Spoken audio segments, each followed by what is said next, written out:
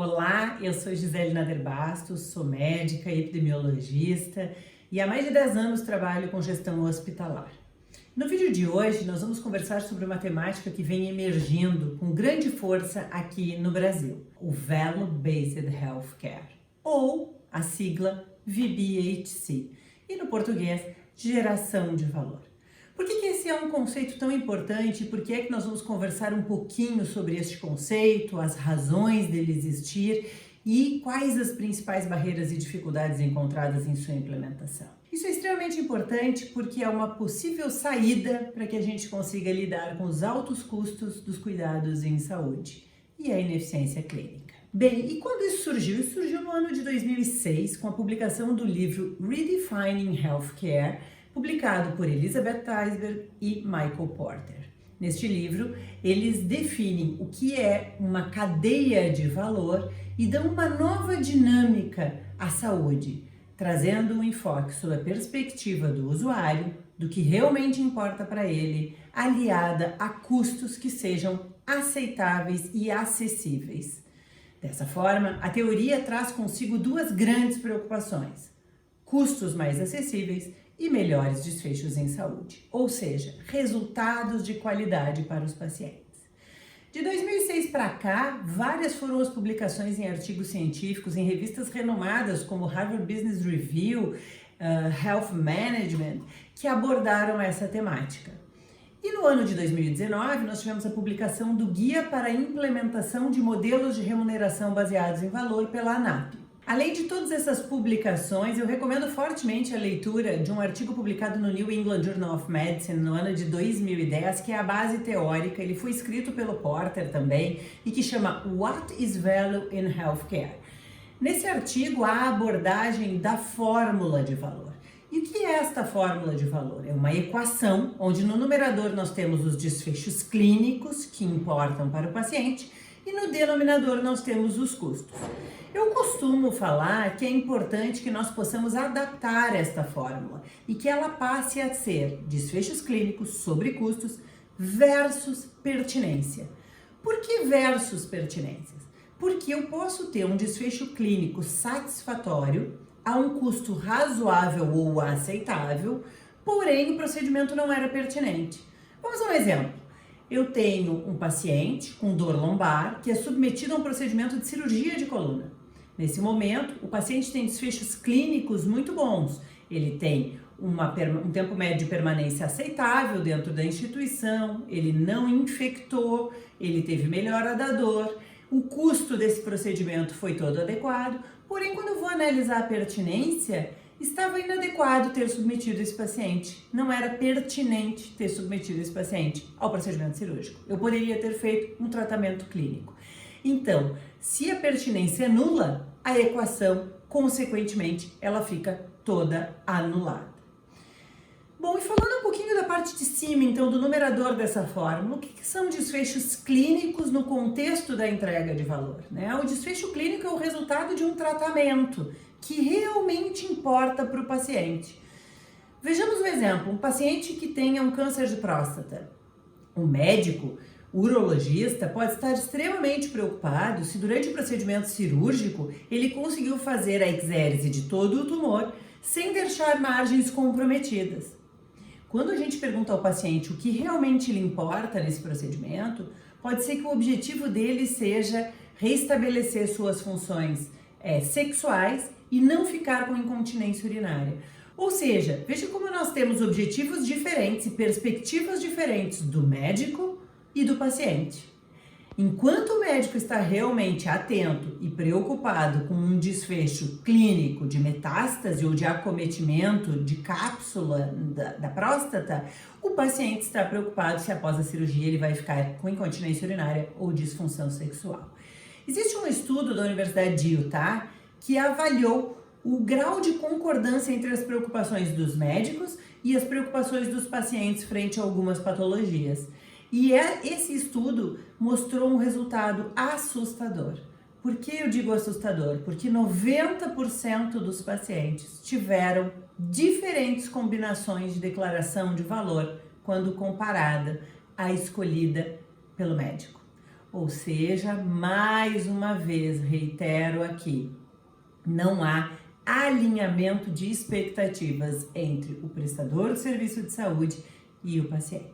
Bem, agora que nós já sabemos a fórmula e já conhecemos essa fórmula de valor, que significa desfechos sobre custos desde que pertinente, nós precisamos entender o motivo pelo qual as nossas organizações querem ou devem implementar o VBHC e por que isso vem para ficar no Brasil. Um dos principais motivos é que o nosso país enfrenta atualmente uma mudança demográfica muito importante.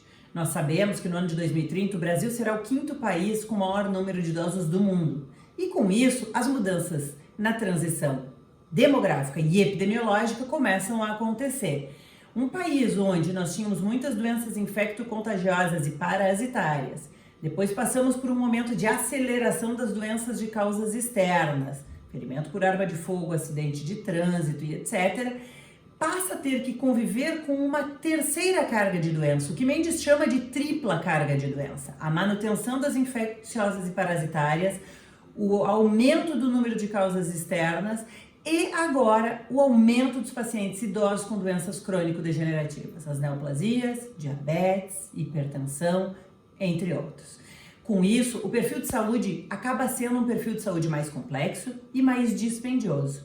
E o sistema de saúde precisa sobreviver a essa demanda.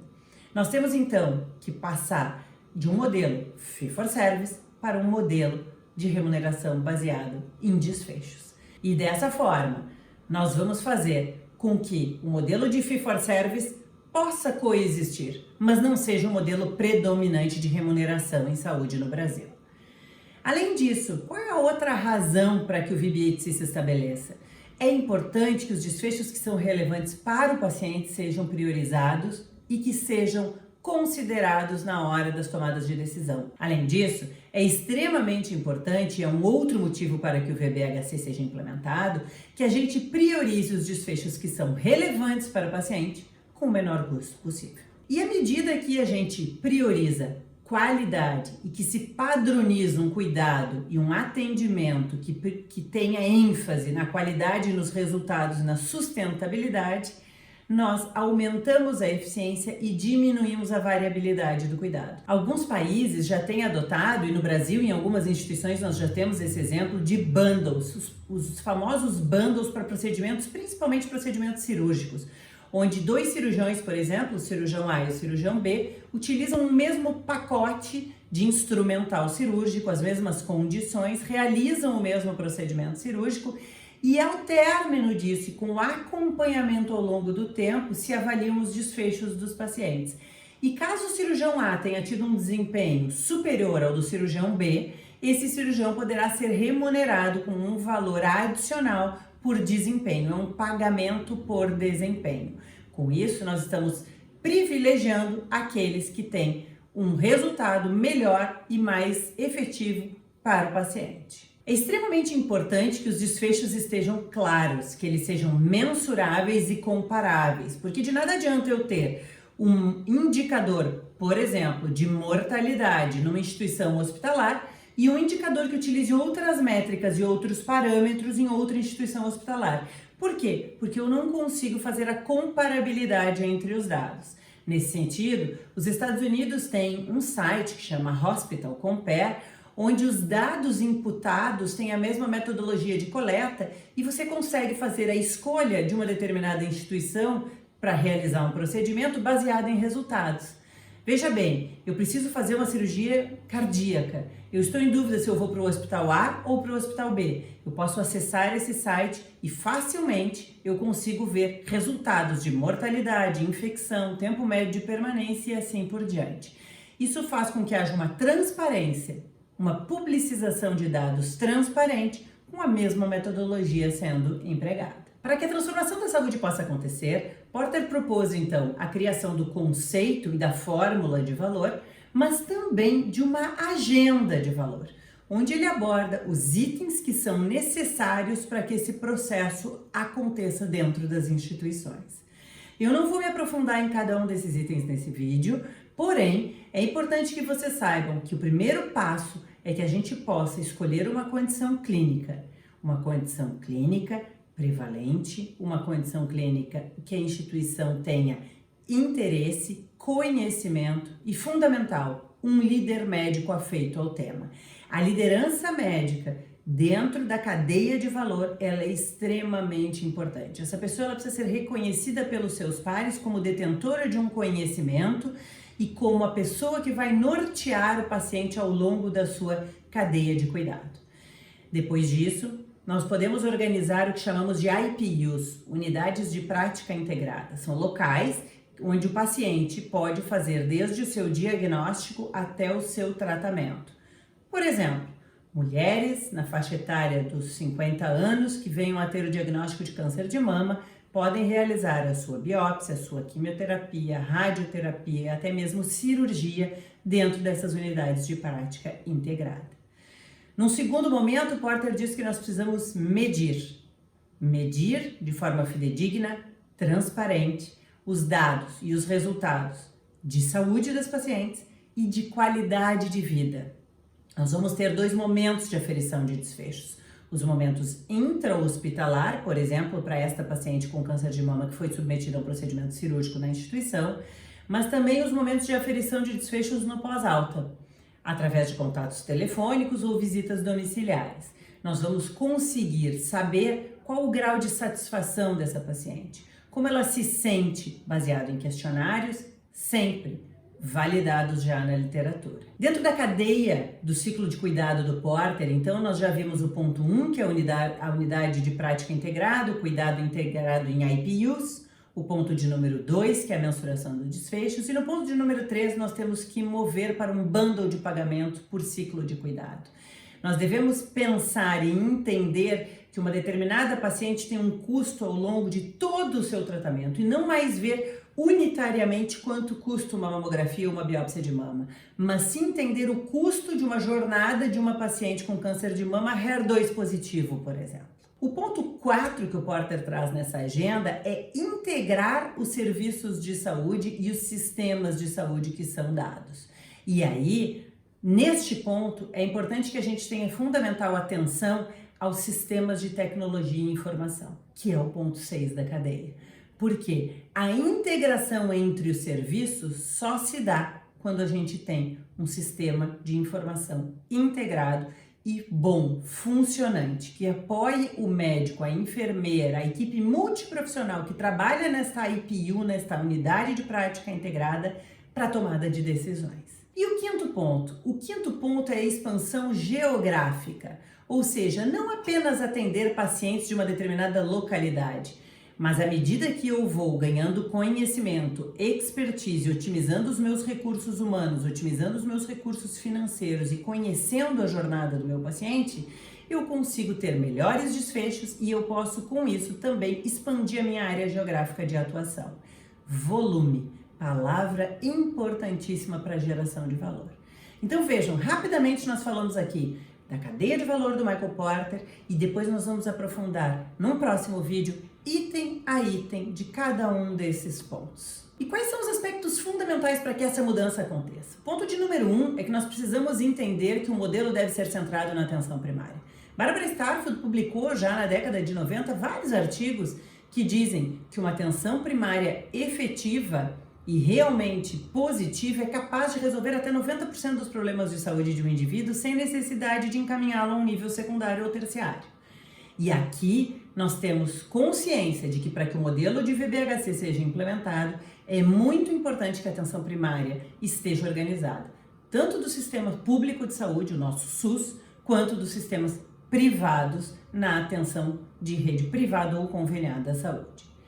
Um segundo ponto bastante importante para que a gente tenha essa mudança comportamental é que há necessidade do entendimento de que o trabalho não é mais um trabalho individual. O trabalho agora passa a ser um trabalho em equipe, equipes multiprofissionais que se somam no cuidado e no atendimento do paciente. Então não é mais médico-centrado, este modelo deixa de ser um modelo médico-centrado com uma dicotomia entre prevenção e cura e passa a ser um modelo holístico, onde o paciente é visto como um todo e por uma equipe multiprofissional. O terceiro ponto fundamental para a mudança é o entendimento de que nós vamos passar de um modelo de fee for service para um modelo de fee for value, ou seja, o modelo de remuneração deixa de ser pela compra unitária de uma endoscopia, pela compra unitária de um raio-x ou de uma tomografia, e passa a ser um modelo de remuneração por valor, por desfechos que foram positivos, tanto dentro do hospital quanto fora dele, para os pacientes, e que realmente importam para os pacientes. E dessa forma, eu vou ter profissionais com a mesma titulação que poderão vir a ter patamares de remuneração diferentes conforme os seus desfechos. E por fim, é fundamental que a gente tenha uma base de dados integrada.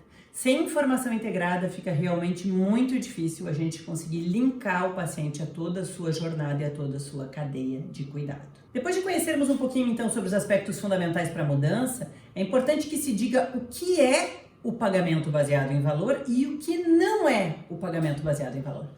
O pagamento baseado em valor é um facilitador que busca a sustentabilidade clínica e financeira das instituições. Ele é também um catalisador das mudanças para um serviço mais custo-efetivo e que tenha uma melhor qualidade. Além disso, a gente passa a pagar por desfecho e não por volume, não por número, por quantidade, e sim por qualidade, evitando-se assim também o desperdício e aumentando a responsabilidade pelo cuidado, tanto do médico e da sua equipe multiprofissional, quanto do processo decisório de uma decisão compartilhada com as famílias. No processo de VBHC, o engajamento da família e do paciente no seu cuidado é de extrema relevância. E nesse momento os riscos são compartilhados. Agora, o que não é VBHC? O que não é pagamento baseado em valor? Não é uma tentativa de fazer o prestador fazer mais por menos. Ao contrário do que muitos pensam, essa não é uma tentativa de fazer isso. E também não é um modelo de pagamento único. Nós vamos ter, na jornada da transição, modelos híbridos. Não quer dizer que uma determinada instituição precise fazer a conversão de chave de um lado para o outro imediatamente. Eu era 100% fee for service, agora eu sou 100% remuneração por desfecho. Não, os modelos eles vão coexistir e é salutar que eles coexistam. Então, ter um modelo de fee for service aliado ao pagamento por performance, aliado ao DRG, que também nós teremos um vídeo para falar sobre Diagnosis Related Groups, isso é de suma importância para que a gente construa um modelo efetivo. E por fim, eu quero deixar para vocês algumas barreiras que são encontradas no nosso dia a dia para que isso seja implementado, principalmente no Brasil. Os Estados Unidos e a Europa já têm alguns modelos de sucesso implementados, mas seguem em busca ainda de uma expansão do modelo. E no Brasil, poucos são os exemplos, mas eles já existem. Mas quais foram as barreiras de quem implementou? O que essas pessoas dizem depois de terem conseguido implementar alguma ação de VBHC? É um processo longo, é um processo complexo.